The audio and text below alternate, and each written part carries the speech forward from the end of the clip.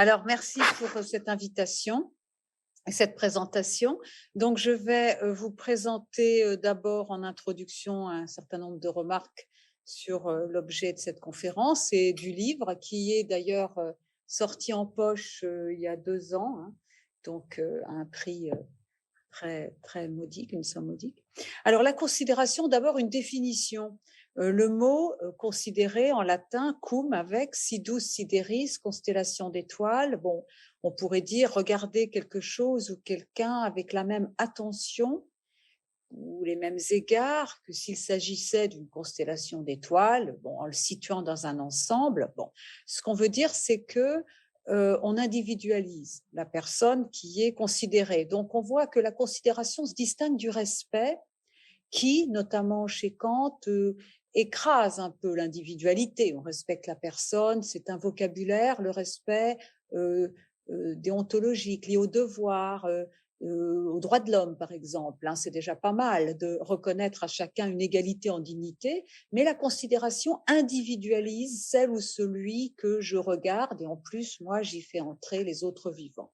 Mais c'est pas tellement cet aspect-là qui va m'intéresser. Ce qui va m'intéresser, c'est surtout les traits moraux, les qualités qu'il s'agit d'acquérir pour être capable de regarder chaque être en estimant, en appréciant sa valeur propre et en lui faisant de la place dans son existence. Donc, l'accent est mis non pas sur l'objet de la considération, mais plus sur le sujet, sur le processus de transformation de soi qui permet finalement de vivre avec les autres, de vivre bien avec les autres, et même dans des institutions justes, puisque je ferai le lien entre les capacités morales me permettant d'avoir un rapport sain à autrui, aux autres humains, mais aussi aux animaux et à la nature, et de promouvoir des institutions justes, ou en tout cas d'être capable aussi dans une démocratie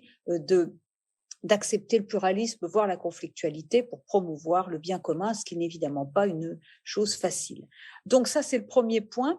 La deuxième remarque, c'est que justement, moi, je vais reprendre une approche de la morale qui avait été un peu oubliée et qui ressort un petit peu depuis une vingtaine d'années, qu'on appelle l'éthique des vertus ou l'éthique de la vertu. Et cette approche, elle n'est pas moderne, elle vient de l'Antiquité et aussi des chrétiens, j'en parlerai, mais elle se définit par quoi? Eh bien, l'éthique des vertus a ceci de spécifique qu'elle met l'accent non pas sur les normes, les lois, les principes à suivre pour bien agir, comme le respect du consentement libre éclairé en médecine, comme le respect des droits de l'homme, évidemment, des choses fondamentales, comme les normes, les taxes, etc. Mais elle met l'accent non pas non plus sur les conséquences de mes actions, sur la maximisation dans l'utilitarisme, ou les conséquences, c'est tout à fait important bien sûr de veiller à l'impact de ces actions, de ces décisions sur les autres, mais ce qui est très intéressant, c'est qu'elle s'intéresse aux agents, aux personnes, à leur motivation concrète, à ce qui les pousse à agir, et aussi elle insiste sur le plaisir que les personnes peuvent prendre pour justement changer leur style de vie. Et ça m'intéresse énormément. Pourquoi? Troisième remarque, parce que le contexte de mon interrogation, à l'époque, et c'est toujours le cas aujourd'hui, c'est 3 domaines: l'écologie, la cause animale, la démocratie. Et plus précisément, je suis partie d'un fait qui est pour moi une énigme, qui est pour moi un défi à relever. Eh bien, c'est l'écart entre la théorie et la pratique, la conscience et l'action. Je m'explique. Aujourd'hui, il y a des rapports sur le réchauffement climatique. Il y a peu de personnes et peu d'États qui doutent du caractère anthropogénique humain du réchauffement climatique et surtout de sa gravité, de la crise sanitaire, enfin bref, des conséquences économiques, sanitaires, environnementales et sociales de notre modèle de développement. Mais on voit très peu de personnes qui changent leur style de vie, qui réduisent leur empreinte écologique, qui changent leurs habitudes de consommation. Quant aux États, il y a évidemment des efforts, mais souvent, l'écologie, eh bien, il y a une réponse un peu technocratique et atomiste de l'écologie qui, bon, ben, on va faire des mesures, mais eh bien, on n'aura pas une approche transversale. L'écologie ne sera pas au cœur de la redéfinition d'un projet politique au niveau national ou européen. Et c'est pourquoi on a tant de tensions, de contradictions entre des politiques publiques qui veulent, bon, ben, voilà, lutter contre le réchauffement climatique, et puis finalement, pour relancer la consommation, on va faire ceci, cela, et puis on ne parle pas de ce qui est, selon moi, une des clés quand même de la transition écologique, c'est-à-dire de la réforme de l'alimentation et de la réduction par chacun de sa consommation de produits animaliers, et puis d'une réflexion sur les modes de production. Et alors, le deuxième domaine qui m'occupe dans ce livre, même si je n'en parle pas directement, mais c'est le contexte de l'interrogation, c'est cet écart également flagrant entre la prise de conscience de la souffrance animale imposée par notre modèle de développement et l'industrialisation de l'élevage, et aussi notre poids démographique, le fait que cette question est devenue une question sociale et politique, ce qui n'était pas le cas quand moi je m'y suis intéressée il y a 15 ans, et que bon, ben, il y a très peu de gens qui font le pas, ils essaient, mais bon, et qui changent leur mode de consommation. Il y a des résistances, il y a des stratégies psychologiques de défense pour ne pas voir ce que pourtant, ou ne pas croire ce que l'on sait, etc., etc. Un écart entre la théorie et la pratique qui concerne les individus qui ont des résistances au changement, qui concerne également les États qui, notamment, les structures économiques, les modes de production, l'organisation du travail ne sont pas réformés en profondeur.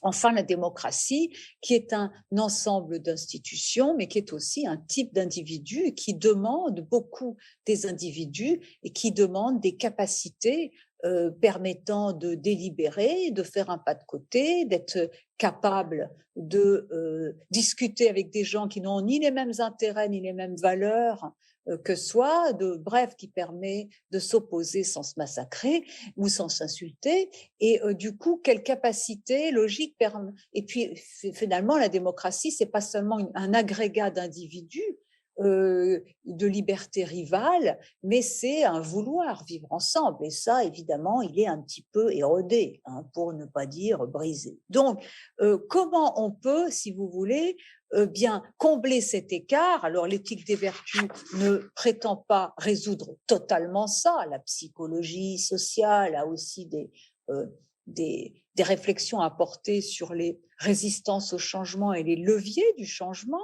hein, comment on change ses habitudes, mais il est clair que l'éthique des vertus, en mettant l'accent sur les représentations, mais aussi les affects, les émotions et les habitudes, hein, justement, les manières d'être, eh bien, permet d'offrir, en tout cas offre quelques clés pour permettre aux gens justement de se transformer et de voir comment on se transforme, quel processus de subjectivation, donc de transformation de soi, de liberté, d'émancipation, voire dans mon cas, quel processus d'individuation, je vais en parler, d'élargissement de sa subjectivité, permet de faire de la place aux autres vivants, d'avoir du plaisir à transformer ses modes de vie et d'accueillir dans son existence bien, les autres vivants que sont les animaux, en justement les considérant, en cessant de les encager, en ayant finalement en intégrant au cœur de son intérêt propre l'intérêt des autres, ainsi élargi justement aux générations futures et aux autres vivants. Et comment on incorpore ça? Puisque moi, je vais beaucoup insister là-dessus, à la différence des éthiques des vertus antiques et même néo-aristéticiennes, contemporaines, mais qui reprennent Aristote, eh bien moi j'insiste beaucoup sur l'expérience et la corporéité. C'est de toute façon le travail sur la corporéité, un fil directeur de tout mon travail depuis longtemps, mais justement je vais montrer dans ce travail, en première partie ce sera les sources de l'éthique des vertus et ce que je prends aux anciens, mais ce que je leur reproche et pourquoi je prends des choses aux chrétiens et pourquoi je m'en sépare, et ce que je propose, pourquoi cette éthique des vertus, elle n'est pas essentialiste, il n'y a pas un modèle, une sorte de mode d'emploi pour tout le monde, mais il y a quand même quelques étapes et il y a une réflexion sur l'incorporation des normes, sur l'expérience subjective de mon appartenance au monde commun. Et je décrirai ça, et c'est au cœur de ce que j'ai appelé non pas la transcendance, mais la transdescendance. Je vous expliquerai ce que ça veut dire, ce rapport entre expérience, corporéité, et peut-être cette articulation entre l'éthique et un plan qu'on peut appeler spirituel, faute de mieux. Et puis, donc, j'insisterai un petit peu aussi sur le rôle de la mort, de la mortalité, dans cette réflexion sur notre capacité à poser des limites à notre prédation. Hein. Une réflexion, c'est une réflexion, la considération, c'est une réflexion sur ce qui peut nous arracher de nous-mêmes, si je puis dire, la domination, cette domination des autres, de la nature, à l'extérieur de soi et en soi, thème qu'on retrouve également dans les Lumières à l'âge du vivant. Et alors, dans une troisième partie, eh bien, je ferai le lien entre le niveau individuel et le niveau collectif, parce que l'éthique des vertus, c'est pas une manière d'être une bonne personne et puis de cultiver son jardin dans un monde un peu fou, mais il y a un rapport évidemment à non seulement aux capacités à acquérir pour vivre avec les autres et avec des autres qui ne sont pas forcément vos amis, mais qui sont dans cette démocratie pluraliste, conflictuelle, multiculturelle, etc. Mais aussi, il y a toute une réflexion sur qu'est-ce que serait une politique de la considération, quels sont les obstacles et l'éducation morale, parce qu'aujourd'hui, justement, il y a beaucoup d'émotions négatives, ressentiments, mais aussi inquiétude, angoisse, indignation, peur, ces émotions négatives qui sont liées à la prise de conscience de la gravité de la crise écologique, à la violence infligée aux animaux et tout ça, à l'injustice. Et bien, les êtres ne sont pas toujours équipés pour transformer leurs émotions négatives en quelque chose comme en engagement. Ça ne veut pas dire qu'il faille être complètement lénifié, hein, au contraire, mais il y a tout un travail de maturation psychique et qui n'est pas évidemment dans notre éducation, laquelle continue à nous opposer dès le berceau aux autres et à cultiver en nous les germes de la compétition, de la performance et de la domination. Voilà. Donc, voilà, en trois parties. Donc, je commence par la source, les sources, hein, et je vais aller des sources classiques à la spécificité de moi, ce que j'ai proposé, que j'ai appelé considération, l'éthique de la considération, en m'inspirant d'un auteur, mais en lui faisant subir un certain nombre de changements. Alors d'abord, juste pour aller quand même assez vite, c'est des points de repère, eh bien, la considération, on pourrait dire que l'éthique des vertus, eh bien, son berceau, c'est Platon et Aristote. Hein, parce que, alors les anciens, ils insistent beaucoup sur les manières d'être, sur les personnes. Hein, même Platon, dans la démocratie, quand il dit, dans les régimes politiques sont toujours liés à un type de personne, au choix de certains biens et au fait que le choix de certains biens, par exemple le choix de l'argent, quand on élit l'argent en bien suprême, eh bien, ça crée dans la structure psychisme un certain nombre de choses, de désirs, d'aspirations, et il suffit qu'on n'est jamais content de ce qu'on a, on en veut toujours plus, on regarde toujours avec envie ce qu'a le voisin, et ça crée une dynamique d'insatisfaction, un désordre dans l'âme, etc. En tout cas, il y a toujours un lien entre le choix de ce que nous on appellerait les valeurs et ce que les anciens appellent les biens, et la stabilité ou l'instabilité du caractère psychologique, et puis les aspirations, les désirs. Finalement, il y a un lien entre le choix des biens, les désirs, les aspirations, ce à quoi on accorde de la valeur, les évaluations, ce à quoi on accorde de la valeur. Regardez, dans notre société, on accorde beaucoup de valeur, beaucoup de prestige, ce qui a de l'argent, à la compétition, tout ça. Hein. Et puis, la manière d'être avec les autres, etc. Alors, les anciens, ils ne parlent pas d'écologie, bien sûr, ils ne parlent pas de tout ça, hein, mais enfin, quand même, Aristote, il parle de l'acquisition de la tempérance, qui est une vertu morale qui consiste à avoir une certaine modération dans les appétits, boire, le manger, etc., ni trop peu, mais c'est surtout toujours chez lui une capacité à viser le juste milieu. Donc, il y a un travail sur soi, c'est aussi une éthique comme transformation de soi, parce que c'est pas quelque chose qu'on acquiert comme ça, du jour au lendemain. Sauf que, bon, puis il y a une unité des vertus. Alors c'est très très beau, hein, une unité des vertus que Aristote décrit comme les parties du visage. Bon, ben, le nez, la bouche, les yeux, ça fait partie du visage qui est un tout, mais c'est quand même différent. Eh bien, les vertus, elles sont pareilles. Elles ont une unité, mais elles ont chacune leur spécificité. Certaines sont morales, d'autres sont intellectuelles, comme la sagesse, la prudence. La prudence qui est la capacité à saisir la vérité dans le concret, dans la pratique, donc qui est nécessaire pour être un bon médecin, un bon politique et quelqu'un qui rend la justice. Et c'est très intéressant parce que c'est vrai, par exemple, un médecin, et c'est l'exemple qu'il donne dans l'éthique à Nicomaque, un bon régime pour un malade, eh bien, c'est toujours un juste milieu entre l'excès et le défaut, sauf que si vous avez affaire à un patient qui a 10 ans ou un patient qui a 70 ans ou 50 ans, eh bien, ce juste milieu ne sera pas le même. Ce qui veut dire qu'à chaque fois, c'est pas écrit le juste milieu dans la ciel des idées, hein, une fois pour toutes, c'est pas un principe, ça demande d'avoir une visée, de saisir le juste milieu, d'avoir une sorte d'estimation, hein, donc, et ce qu'il appelle la prudence, la capacité à saisir la vérité, le juste milieu dans la pratique. Donc, c'est ce qui repose sur justement le jugement droit d'un individu. Mais alors, ce qu'il dit pas, et ça va, c'est comment on devient un homme prudent, parce que bon, lui, Socrate, lui, voit l'unité des vertus comme plutôt une masse d'or. Hein. C'est vraiment lié à l'intellect, etc. Mais je ne vais pas aller dans ces distinctions un petit peu académiques. Je vais surtout m'interroger sur le fait que, bon, Aristote, moi aussi, je le cherche, l'homme prudent, hein, l'homme ou la femme prudente, parce qu'ils disent l'un et l'autre que quand on a les vertus, on les a toutes. C'est-à-dire que le prudent, il est également courageux. Le courage est un juste milieu entre la témérité, où je ne vois pas le danger, je fonce, et la lâcheté, je vois le danger, je fuis. Hein. Mais on a la sagesse, on a bon, enfin, sauf que moi, dans la vie, je vois plutôt des gens qui ont un petit peu de courage, mais ce courage souvent vire en témérité, donc les vertus virent en vice, et puis on voit des gens qui n'ont pas toutes les vertus, c'est le moins qu'on puisse dire. Alors, comment ils font? Comment on tient comment on a l'art de la mesure en toutes circonstances? Comment éviter que ces belles vertus ne se commuent en vice? L'estime de soi, la juste estime de soi en orgueil, etc. C'est quelque chose auquel le chrétien Bernard de Clairvaux va répondre en pointant les failles de l'excellente doctrine d'Aristote. En tout cas, est-ce qu'on peut avoir le sens de la mesure et garder la mesure tout le temps?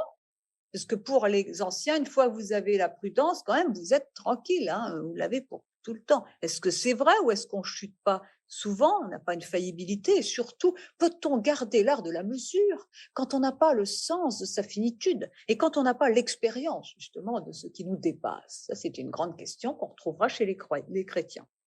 Mais ce qu'on peut voir, c'est que quand même, Socrate et Platon insistent sur le choix des biens, sur la délibération, sur quand même cet intellectualisme, ce mouvement d'autosubjectivation. Et Aristote a des phrases magnifiques. Hein, bon, quand il dit voilà la grandeur d'âme, la magnanimité, le fait d'avoir l'âme grande, c'est-à-dire d'avoir une certaine estime de soi, une certaine indépendance, eh bien, ça évite d'être corrompu, ça évite d'être une girouette. Hein, vous trouvez aussi ça d'une certaine manière chez les stoïciens, hein, ce travail sur soi incessant pour justement tenir un peu sa vie, s'orienter et pas être une girouette au gré des circonstances et où le dernier qui parle a raison, etc. Donc il y a quand même un mouvement d'autosubjectivation qui a des conséquences dans nos rapports aux autres et de manière générale, la clé du rapport à autrui, moi j'ajouterais à la nature, aux autres vivants, c'est soi-même, c'est le rapport à soi, mais chez Aristote et Platon, ça reste un rapport à soi par la réflexion,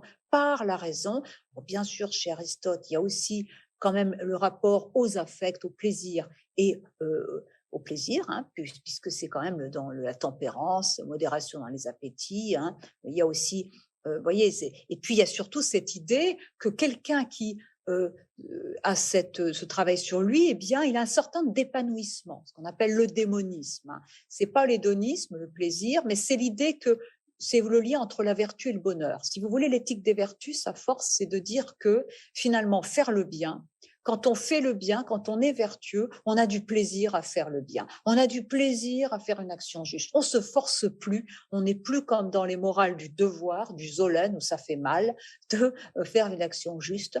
Là, au contraire, ça ne veut pas dire qu'on est toujours dans la satisfaction, mais au moins on a un sentiment d'estime de soi et d'épanouissement parce qu'on a l'idée de la vie bonne.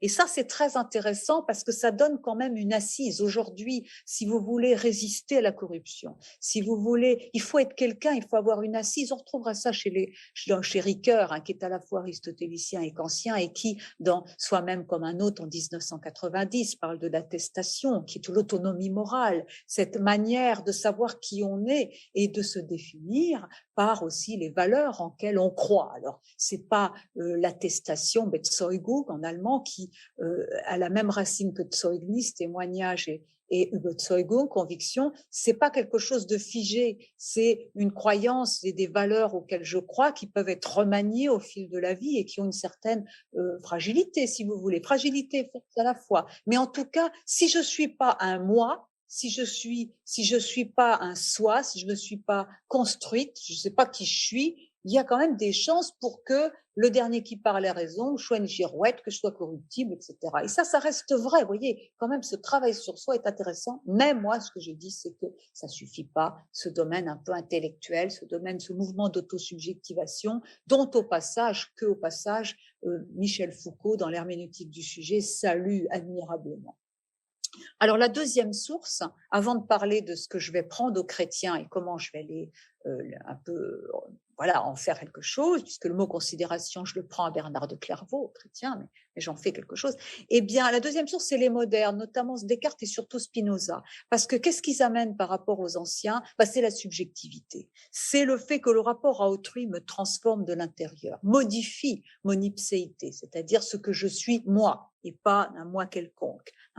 Chez les anciens, il y a l'apprentissage avec autrui. On se souvient, les épicuriens exercent leur pensée à deux, il y a des dialogues de Platon, mais enfin, il n'y a pas cette idée d'une transformation de soi par l'autre. Il n'y a pas cette réflexion sur l'amour. Au passage, chez Descartes, dans Les Passions de l'âme, article 80 et autres, vous avez de très belles réflexions sur l'amour qui n'est pas pensée par rapport à la personne aimable ou pas que j'aime, mais c'est plutôt comme existence. On met l'accent sur la subjectivité. Et d'ailleurs, l'amour n'est pas une émotion, mais une volonté. Chez Descartes, avec l'idée justement qu'on se pense comme une partie d'un tout dont on n'est même pas la plus belle part. Et c'est très intéressant. Mais surtout, c'est un renversement de la subjectivité, pour ainsi dire. Mais c'est surtout Spinoza, moi, qui va m'intéresser, puis aussi parce qu'il a beaucoup inspiré un philosophe norvégien écologiste que j'adore. Spinoza, dans l'Éthique, notamment le livre 5, il va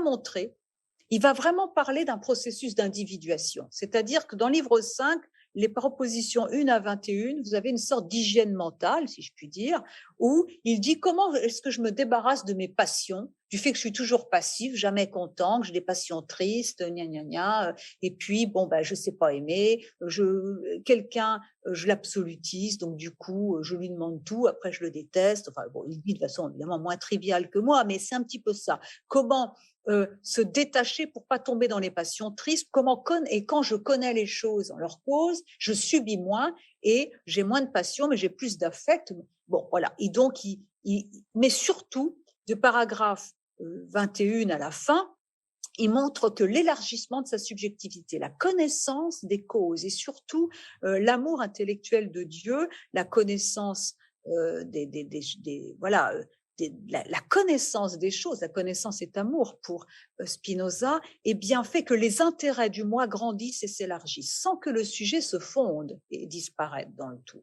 Il y a, si vous voulez, une connaissance qui va faire que l'individu, cette connaissance, elle crée des affects nouveaux, comme la joie. Au lieu d'être toujours un petit peu mesquin, de toujours avoir le sentiment qu'on n'en a pas assez, le voisin en a trop, et bien justement, cette connaissance des choses, alors à partir de comme Dieu les verrait, c'est-à-dire dans leur nécessité, et moi en mesurant ma contingence, fait que, j'ai des intérêts, ça amplifie mon moi, ça amplifie ma puissance d'agir, et ça élargit ma subjectivité.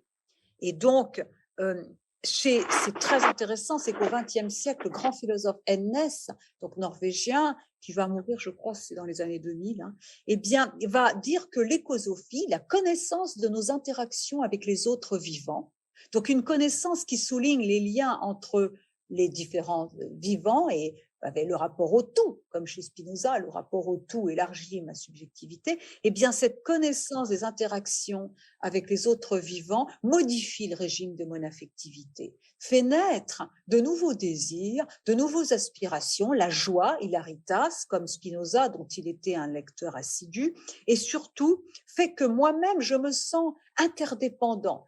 Au lieu de me voir comme un empire dans un empire, phrase de Spinoza, Éthique 3, eh bien, de me voir comme une exception et qui utilise tous les autres vivants comme de simples moyens, je vais au contraire avoir de la joie à considérer, enfin, il ne peut pas le mot considération, mais en tout cas à prendre en compte les autres vivants qui s'épanouissent selon leurs normes propres. Et au lieu de ne leur accorder qu'une valeur instrumentale et économique relative à mon intérêt, je vais comprendre, mais de l'intérieur, pas seulement abstraitement ou intellectuellement, leurs valeurs propres. Et à Ness de montrer à quel point cette connaissance des interactions a un impact sur le régime de mon affectivité, sur mes désirs, sur mes évaluations et sur mon comportement. L'écosophie étant, si vous voulez, une réflexion sur la sagesse de l'habitation de la Terre. Hein. C'est vraiment, c'est pas seulement des normes écologique, c'est pas seulement des contraintes, voilà, il faut arrêter de faire ceci, il faut trier ses déchets. C'est vraiment une autre manière de se voir dans la nature, de se percevoir dans son rapport aux autres vivants, qui justement va être la clé pour avoir du plaisir à consommer autrement, pour avoir la sobriété, pour justement respecter les autres vivants. Et ça, je crois que c'est très intéressant, car souvent dans l'écologie, on a présenté l'écologie comme un ensemble de contraintes, de sacrifices. On a insisté sur le fardeau, alors qu'ici, il s'agit d'en faire un projet stimulant où justement, je trouve ma puissance d'agir. Et ce qui disparaît justement dans cette réalisation de soi que décrit Agnès en reprenant Spinoza, c'est justement le pouvoir le pouvoir de faire, power to, mais pas le pouvoir sur les choses. Ce qui disparaît, c'est la volonté d'écraser autrui pour s'imposer. Parce que justement, on a besoin d'écraser autrui pour s'imposer quand justement on se perçoit, on n'est pas conscient de son interdépendance et son appartenance à un tout. Alors ça, c'est très intéressant, mais alors justement, bon, ben voilà, ça m'a pas suffi. Pourquoi moi, je suis allée chercher chez les chrétiens, troisième source, notamment chez Bernard de Clairvaux, qui a écrit un magnifique livre, des Considerationes, de la considération? Eh bien, parce que les chrétiens vont ajouter deux choses qu'on ne trouve ni chez Spinoza ni chez les anciens. C'est l'humilité.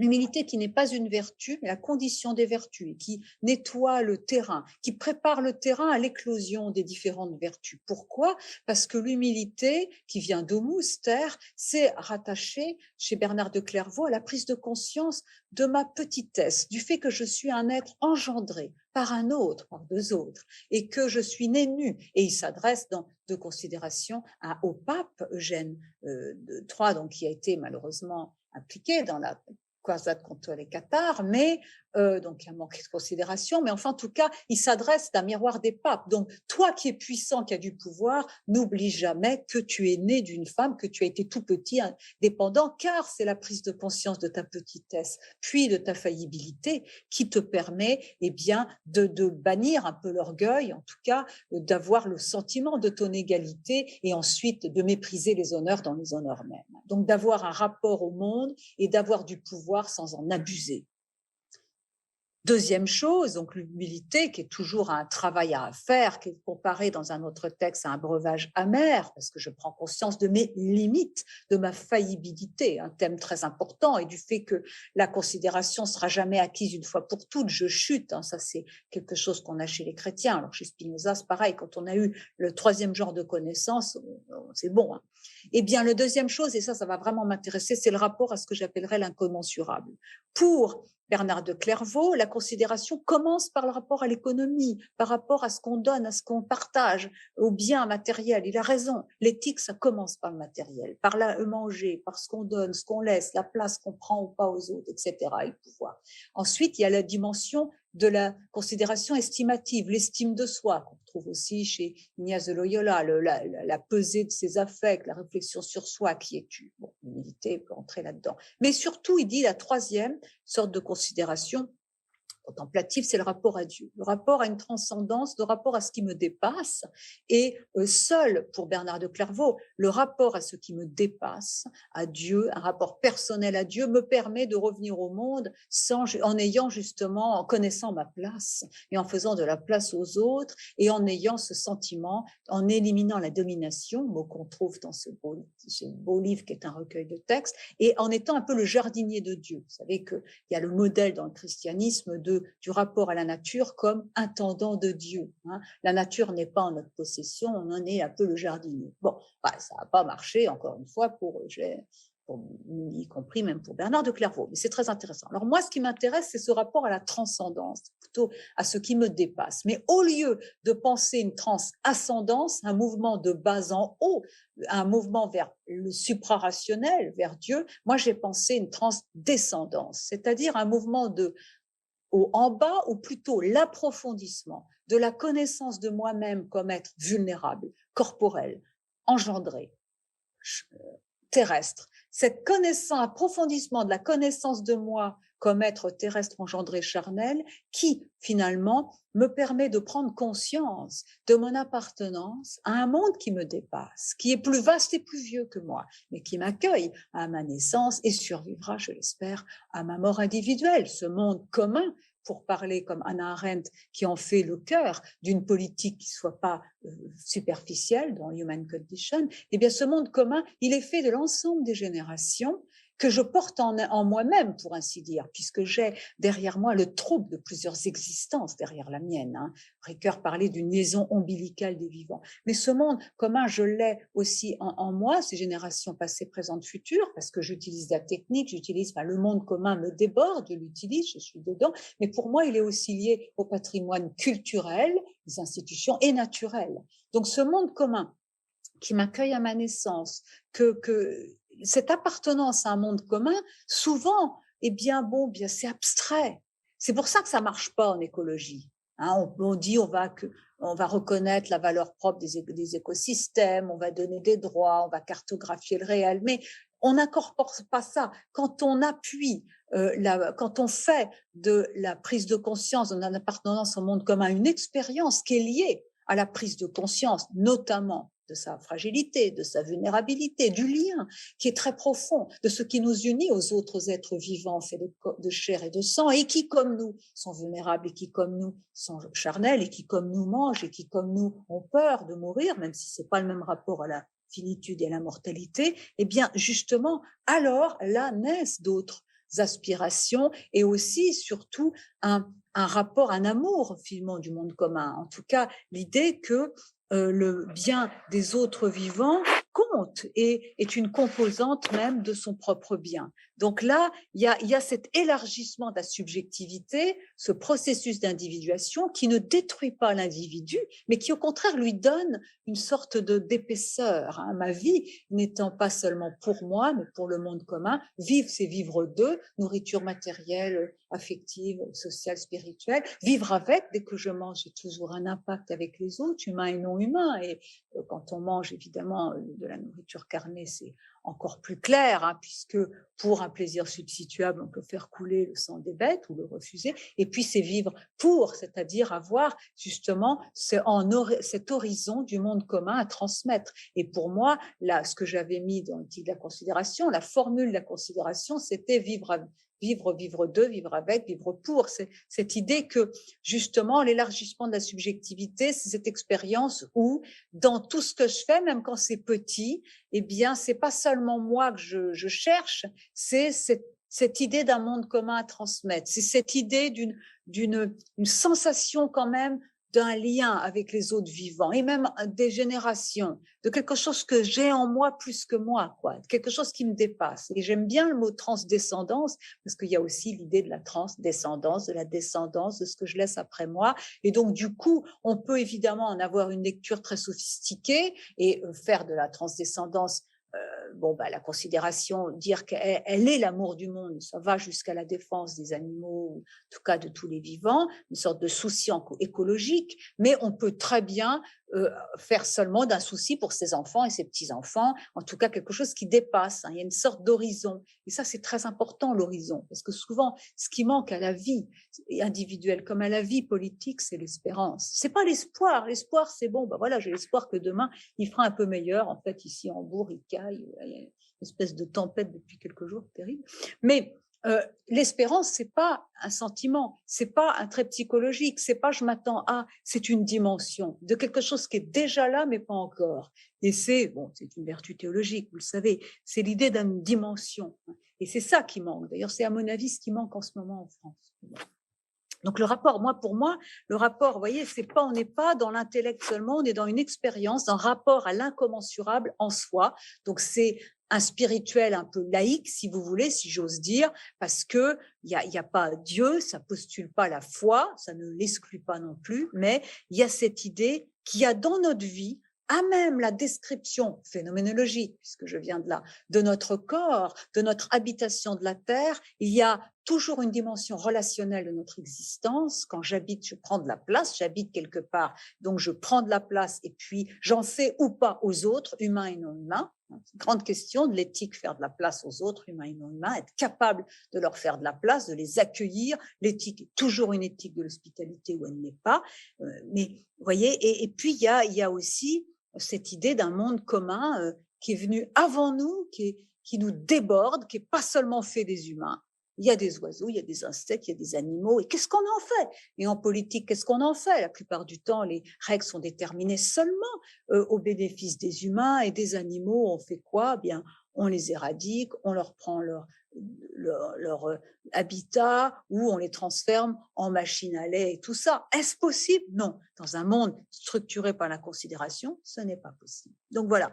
Alors donc du coup, vous voyez, donc ça on était déjà dans la deuxième partie. Et pourquoi pourquoi l'éthique des vertus? Moi, je vais l'asseoir sur la corporéité, sur l'expérience. Sur l'expérience parce que j'ai beaucoup lu, comme beaucoup des livres magnifiques sur l'éthique animale, sur l'éthique environnementale, sur les catégories morales, juridiques qu'on pouvait plaquer, qu'on pouvait utiliser pour justement respecter les écosystèmes, les forêts, les autres peuples, les animaux. Bon, enfin, tout ça, 45 ans de livres magnifiques là-dessus n'ont rien changé, ni au niveau des comportements psychologiques, ni au niveau des habitudes, ni au niveau politique, parce qu'il manque l'expérience.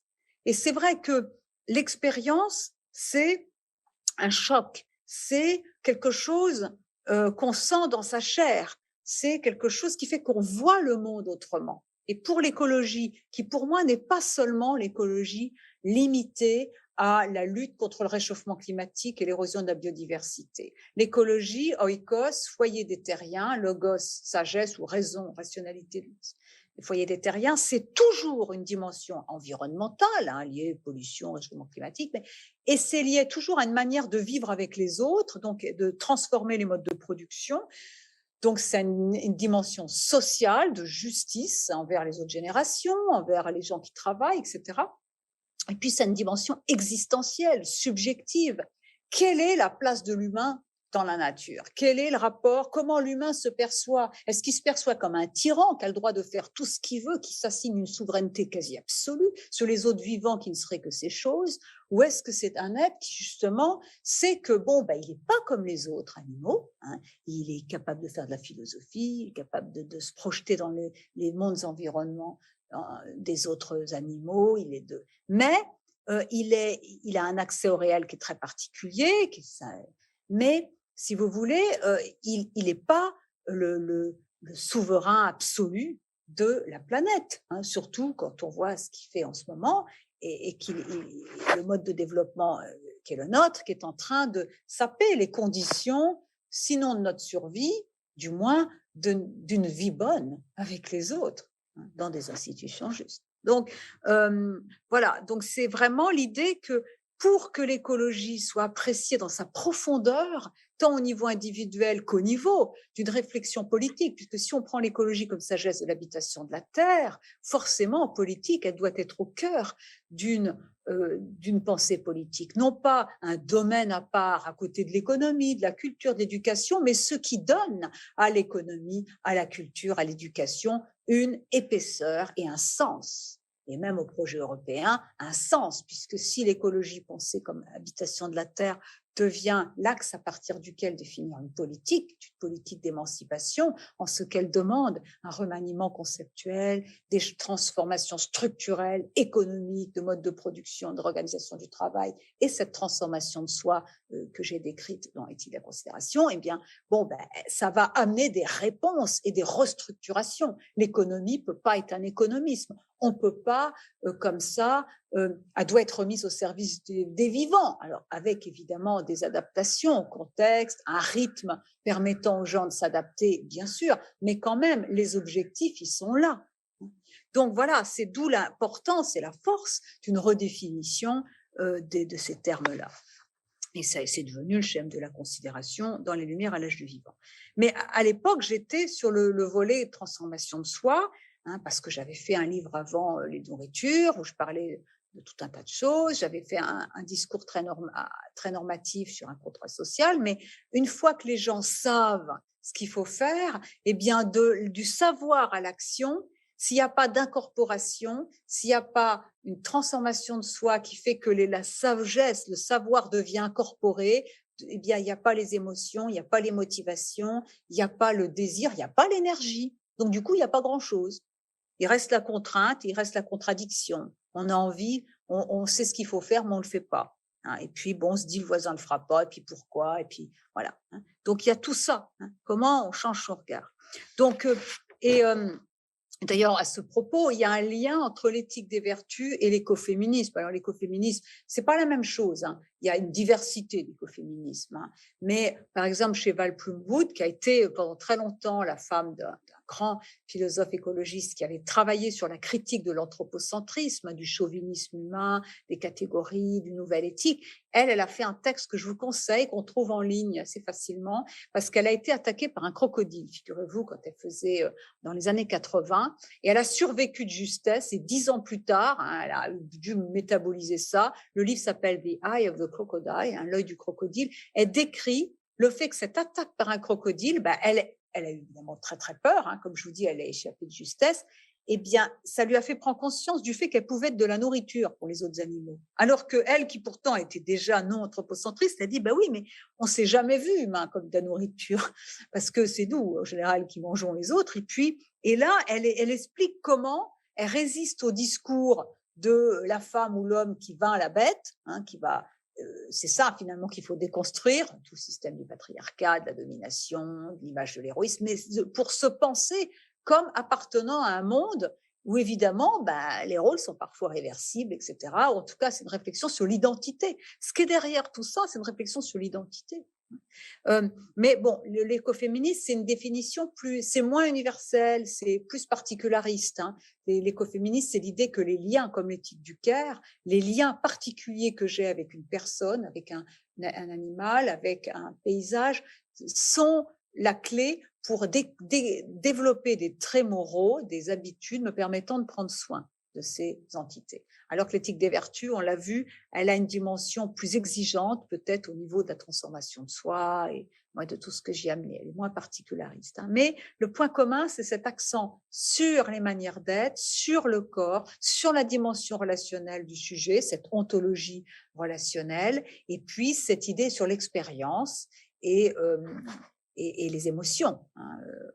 Alors, moi j'ai beaucoup, bon, je dirais assez vite, mais je crois vraiment parmi tous les chapitres, les réflexions qui sont importantes pour assigner des limites à notre bon droit d'agir, de faire, de dire, avec les autres humains, avec les animaux, avec la nature. Je crois que sans une réflexion sur la finitude et sur la mort, ça, Val Plumwood le dit à sa manière, eh bien, ça marche pas. Et c'est vrai que la réflexion sur la mort, pas abstraite, mais sur pas seulement sur la possibilité de l'impossibilité de mon existence, comme dit Heidegger, parce qu'il n'y a peut-être pas, comme le reconnaissent à la fois Lévinas et Derrida, la mort, c'est peut-être pas quelque chose qu'on peut vraiment anticiper. C'est un tranchant, il y a une impossibilité de possibilité, il y a quelque chose qui frappe ma pensée, dit Lévinas dans ses cours dans les années 70, sur justement être étant sur la réflexion heideggerienne de la mort, qu'il critique. Mais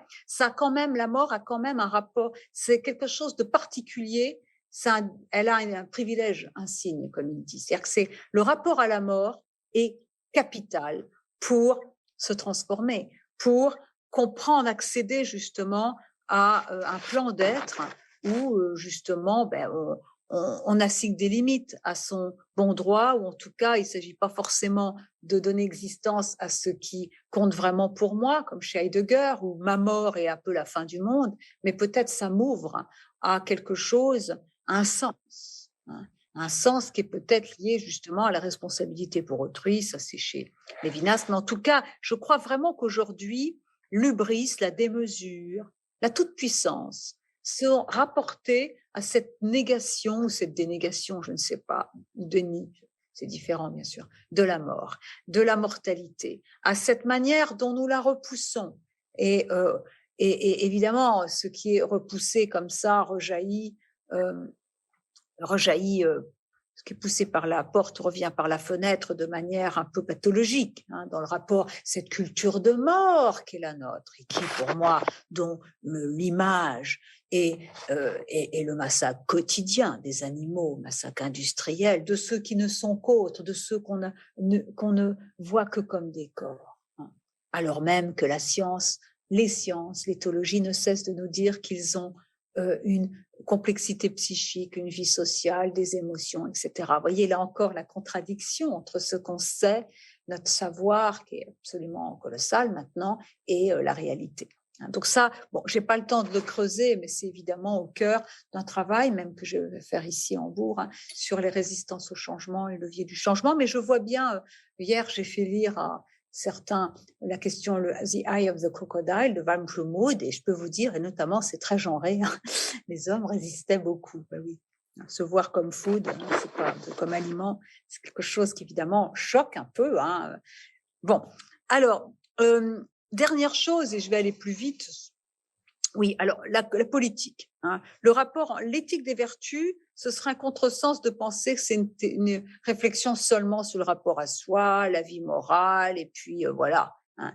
Non, il y a un lien entre éthique et politique qui est évidemment fait par Platon, mais aussi parce que vraiment les manières d'être sont aussi empêchées ou privilégiées par les structures sociales. Et là, c'est vrai que ceux qui connaissent le travail d'Armut Rosa, Résonance, c'est très bien, parce que lui, il y a une sorte de greffe de la phénoménologie sur la sociologie. Il montre que l'aliénation, à la manière de l'école de Francfort, aujourd'hui, c'est l'accélération. Il faut que notre société produise de plus en plus et de plus en plus vite, et puis que ce système-là qui produit du burn-out, de la dépression, empêche les individus d'avoir un rapport résonnant au monde, empêche les individus d'avoir un rapport résonnant à eux-mêmes. Leur rapport au monde, il est muet. C'est pour ça qu'on déprime. C'est pour ça qu'il y a tant de malheur, finalement. Parce qu'on a de la chance, on ne souffre pas trop dans nos pays, de faim, de froid, mais il y a quand même beaucoup de souffrance psychique, beaucoup de tristesse, beaucoup de solitude, beaucoup de... Voilà, et partout, hein, partout. Donc, il y a vraiment, on est amputé quand même. Et ça, les structures sociales, c'est vrai, sont liées. Mais en même temps, il y a la phénoménologie, il y a tout ce que je dis, la considération, c'est aussi une manière d'essayer de s'équiper pour pas seulement résister à ça, mais casser ce système. Et bon, je cacherai à personne, vous savez, de toute façon, on m'a souvent identifié à ça, que moi, j'ai quand même une vision oui, assez structurée, mais surtout aussi un objectif. Pour moi, il faut démanteler le système d'exploitation animale, hein, qui est quand même aussi stratégiquement une des figures de la domination et de l'aberration totale de notre modèle de développement. Alors, et dire qu'on mange ces animaux qu'on fait souffrir, c'est-à-dire qu'on les incorpore, pour moi, c'est de la folie. Mais, je veux dire, il y a aussi je crois, à un niveau, parce que moi, je suis tout à fait consciente, l'éthique de la considération peut sembler élitiste, mais il y a quand même aussi cette réflexion sur, dans la politique, dans la participation à un niveau modeste, dans ce que j'ai appelé la convivence, eh bien, on acquiert aussi un certain plaisir à discuter, à voir, à, à apprécier les points de vue des autres. Mais alors évidemment, vous me direz, dans le contexte actuel, avec les réseaux sociaux qui enferment chacun dans des bulles, c'est pas évident, oui, qui font que les individus sont plus dans l'impulsivité et on se rencontre pas. Hein, la rencontre, c'est quand même toujours un face-à-face, comme dit Lévinas. C'est toujours, il y a un choc, l'autre me dessaisit de ma souveraineté, j'en fais pas le tour. Alors que derrière un écran, on peut tout faire. C'est pour ça que les gens sont plus violents.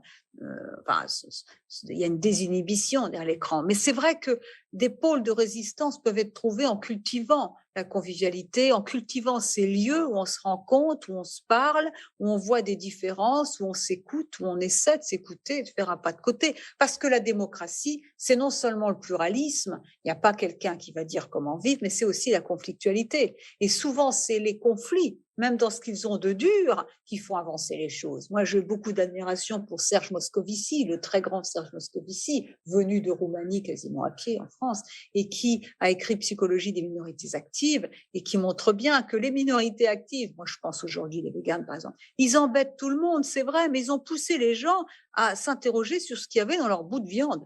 Et donc du coup, même en étant au départ détestés, critiqués, méprisés, eh bien, ils ont poussé chacun à changer. Et Moscovici disait que les conflits, justement, poussent les gens à changer de manière latente, sans trop le reconnaître. Et c'est des changements qui sont très puissants. Et ça, je crois que c'est très juste. Enfin, c'est un très grand livre, hein. Psychologie des minorités actives. En tout cas, les leviers des changements sociaux, c'est pas un intellectuel comme ça, c'est pas tel ou tel Gus qu'on voit à la télé et voilà. C'est aussi des minorités, c'est des conflits, c'est des organisations. Hélas, les médias saturent, nous saturent d'informations. Enfin, moi, ça va, là, depuis quelques mois, j'ai pas la télé, donc du coup, je suis très cool, hein, parce que je reçois pas cette violence, cette sottise, cette vulgarité presque constante à la télé, mais en tout cas, c'est vrai que comment on nourrit la démocratie, et c'est sûr que là, il y a une responsabilité des grands médias et c'est vrai que pour que les gens acquièrent ces capacités permettant de s'opposer sans se massacrer, de quand même trouver des accords sur fond de désaccords et arriver à avancer sur des questions essentielles sans qu'un groupe impose son récit, eh bien, il faut ces qualités, ça s'apprend, il faut des structures. Et je finirai par, il faut aussi une éducation morale.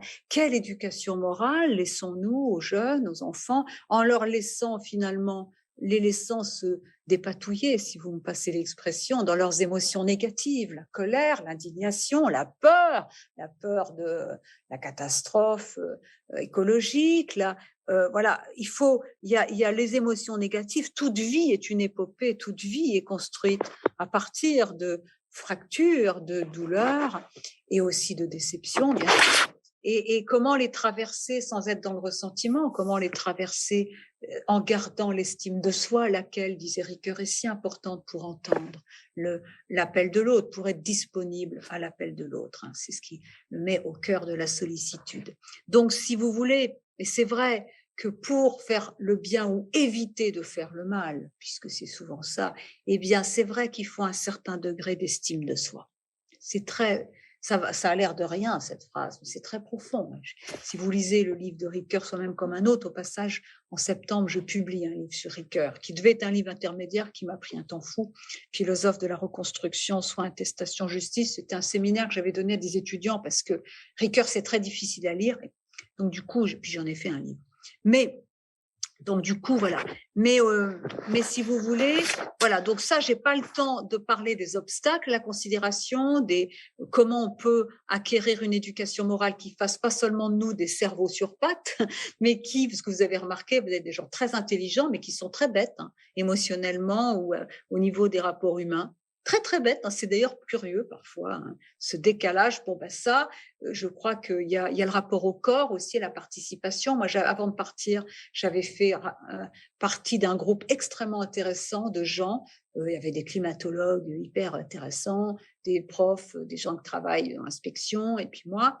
Euh, et ils parlaient de comment les enfants, c'était plutôt pour les collégiens, quels sont les obstacles à l'appréhension des écosystèmes, du climat, parce que c'est contre-intuitif quand même le climat. Toutes ces connaissances qu'il faut acquérir, bon, ben, ça n'arrive pas sur une page blanche. Comment faire pour que ça rentre? Comment faire pour que les gens justement acquièrent des connaissances et se jettent pas sur les récits un petit peu simplificateurs dont certains populistes nous rabattent les oreilles? Et comment on arrive à prendre ça qui a un impact sur notre manière de lire le monde, de voir le monde. Car les sciences, hein, vous me disiez que vous aviez Étienne Klein hier, bon, ben, les sciences, c'est plus que des connaissances, c'est pas des informations, c'est des connaissances. Les informations deviennent connaissances quand on les incorpore, quand elles deviennent, on les relie, on les articule et puis on en fait quelque chose. Information, connaissance, sagesse, comportement. C'est ça qu'il faut arriver à faire. C'est comme ça qu'on forme les gens. Et la formation à Socrate, c'est pas seulement des connaissances qu'on met dans sa boîte mentale, c'est aussi des manières d'être. Et puis c'est tout ça. Donc ça, là, il y a vraiment le rôle des modèles. Là aussi, on trouve ça chez les éducateurs. Mais moi, évidemment, j'ai aussi intégré tout ce que la psychanalyse nous a appris, parce que bon, ben voilà, il y a cette dimension-là de la destructivité humaine et comment, comme disait Freud, toute la culture, c'est peut-être faire en sorte qu'Eros gagne contre Thanatos, qui est peut-être quand même aussi une destructivité dont l'histoire récente, en tout cas au XXe siècle, nous a montré qu'elle était peut-être aussi en chacun de nous et dans la civilisation. Pour moi, elle est en chacun de nous et dans la civilisation, tant qu'on est justement, qu'on ne déracine pas ce vice de la civilisation qui est pour moi lié à au dualisme nature-culture, à cette séparation radicale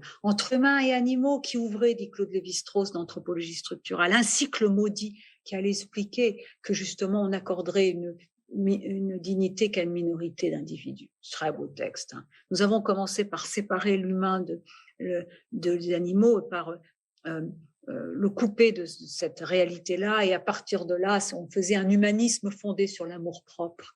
Et on ouvrait un cycle maudit, 1973, le très grand Claude Lévi-Strauss qui avait déjà tout compris. Alors, donc je développe pas trop, j'ai pas trop le temps de montrer l'importance du travail comme médiation. Bon, ça c'est dans le livre. Je vais juste conclure parce que c'est le temps, c'est le moment.